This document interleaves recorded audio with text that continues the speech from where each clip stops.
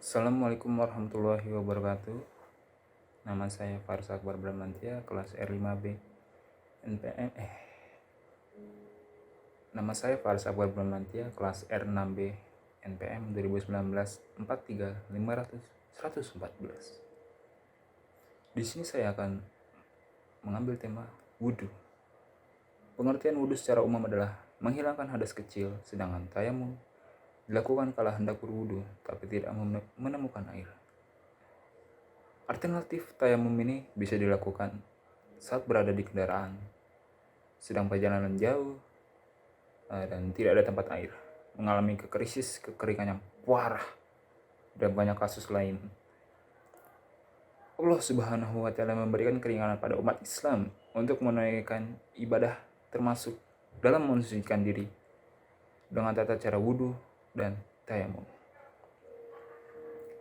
Wudhu biasanya dilakukan sebelum ibadah yang mengharuskan adanya kebersihan kesucian seperti sholat atau mengaji. Bahkan dalam kepercayaan umat Islam, mensucikan diri berarti pahala. Secara bahasa, pengertian wudhu adalah berasal dari kata wada'ah yang artinya hasan, baik, bagus, dan bahjah, indah atau elok. Selanjutnya, nama rukun wudhu. Dalam wudhu terdapat beberapa hal wajib yang disebut sebagai rukun wudhu. Yang pertama, niat. Yang kedua, membasuh muka. Yang ketiga, membasuh kedua tangan beserta kedua siku. 4. Mengusap sebagian kepala. 5. Membasuh kedua kaki beserta kedua mata. Dan tertib. Sejumlah dalil mengenai keutamaan wudhu tertuang dalam hadis Nabi Muhammad SAW dan kitab suci Al-Quran. Salah satu yang menegaskan tentang bersuci, yaitu, wahai orang-orang yang beriman, apabila kamu hendak melaksanakan sholat, maka basuhlah wajahmu dan tanganmu sampai ke siku, dan usaplah kepalamu dan kedua kakimu sampai kedua mata kaki. Kemudian dalam hadis riwayat Muslim, Rasulullah SAW mempertegas anjuran untuk berwudu yang berbunyi, barang siapa yang berwudu yang dicontohkan Rasulullah, maka niscaya akan diampuni dosanya dan tambahan pahala baginya. Selanjutnya saya akan menjelaskan dalil tentang tayamum. Sementara untuk dalil mengenai tayamum yang menyebutkan kemudahan bersuci dengan cara tayamum disampaikan Allah Subhanahu wa Ta'ala dalam Al-Quran. Surat Al-Nisa ayat 43 yang artinya, dan jika kamu sakit atau sedang dalam musafir atau datang dari tempat buang air, atau kamu telah menyentuh perempuan kemudian kamu tidak mendapatkan air atau tidak punya air, maka bertayamumlah kamu dengan tanah yang bersih, suci, sapulah mukamu dengan tangan. Selain itu, terdapat dalam hadis riwayat Bukhari dari sahabat Ammar bin Yasir sebagai berikut. Dalam Ammar bin Yasir, Rasulullah SAW bersabda kepadanya, cukup kau lakukan hal ini saat tayamum, yaitu menempelkan kedua tangan di atas tanah, kemudian mengibasnya dalam riwayat lain. Selanjutnya yaitu hukum wajib wudhu. Yang pertama adalah niat.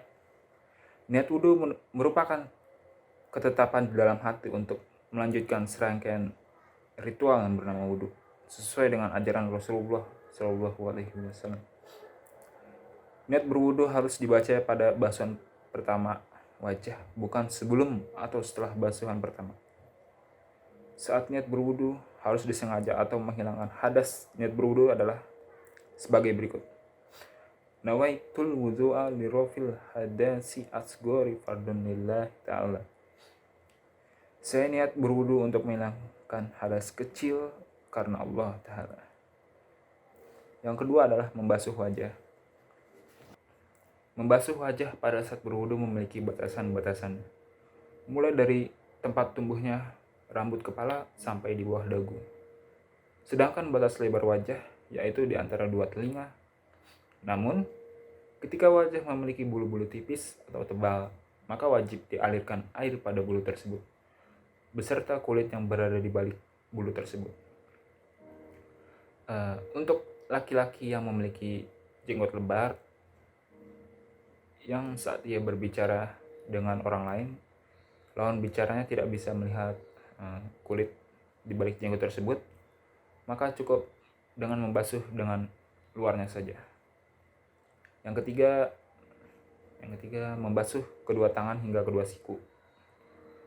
Wajib saat berwudu seseorang untuk membasuh kedua tangan hingga siku, dan wajib membasuh perkara yang ada di kedua tangan tersebut, seperti kotoran-kotoran yang jorok yang berpotensi menimbulkan penyakit. Cara menghilangkannya yaitu membasuh dengan bersih dari tangan hingga kedua siku. Namun, jika seseorang tidak memiliki tangan hingga siku, maka membasuhnya diperkirakan saja. 4. Mengusap sebagian kepala atau sebagian rambut. Selanjutnya adalah mengusap kepala atau sebagian rambut, asalkan tidak melebihi bagian kepala seperti ujung rambut wanita. Yang kelima, membasuh kedua kaki hingga kedua mata. Wajib membasuh kedua kaki hingga ujung kaki hingga kedua mata kaki, dan membasuh seluruh perkara yang menempel pada kaki. Yang terakhir adalah tertib. Tertib yaitu melakukan fardu wudu dengan berurutan, seperti membasuh muka dahulu baru tangan, tidak boleh sebaliknya. Atau dimulai dengan membasuh kaki lalu diakhiri dengan berkumur, maka wudu yang dilakukan tidak sah. Baik, wassalamualaikum warahmatullahi wabarakatuh.